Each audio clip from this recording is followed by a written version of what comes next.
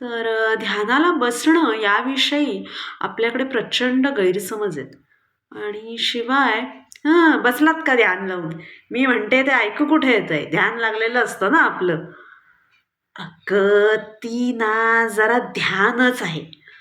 असं सगळं ऐकल्यामुळे आपण ध्यानाकडे वळावं असं काही कुणाला वाटत नाही.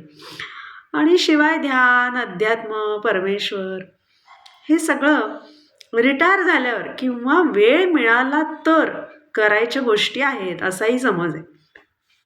आणि शिवाय ध्यानधारणेमुळे विरक्ती वगैरे येते, संसारातनं मन उठतं, हाही एक गैरसमज आहे. कारण खरं सांगू का, विरक्ती म्हणजे काय हेच आपल्याला माहिती नाहीये. शिवाय ध्यानाला बसण्यासाठी सकाळी ब्रह्ममुहूर्तावर वगैरे बसावं लागतं आणि लवकर उठायचं म्हणजे तर मग अवघडच होतं ना. मग कुठे ध्यान करणार, बरोबर ना?